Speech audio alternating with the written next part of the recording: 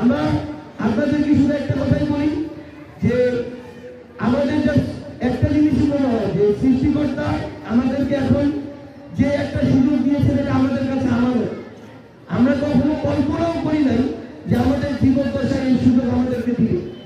তো আমরা এই আমানতটাকে রেখে মানুষের জন্য যা কিছু করা যায় লিগালি লজিক্যালি আমরা সেটুকু করার সর্বোচ্চ চেষ্টা করব।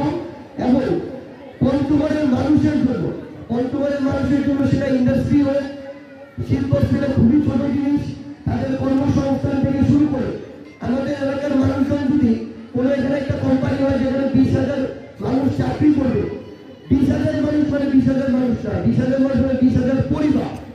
তো 20,000 পরিবার যদি আগায় যায় তাহলে পঞ্চগড় আগায় যাবে। এবং আরেকটা জিনিস, আমরা প্রত্যেকটা জেলা এবং আমাদের উপজেলা এবং ইউনিয়নে লোক ঠিক করবো খুব দ্রুত। কারোর সাথে যদি কোথাও অন্যায় হয়, কোথাও যদি আপনারা দেখেন যে কোনো একটা কাজের জন্য টাকা চাচ্ছে, হয়রানি করছে, তখন ওই প্রতিনিধিকে আপনারা জানাবেন। তার বিরুদ্ধে যদি সে অন্যায় করে থাকে, যেই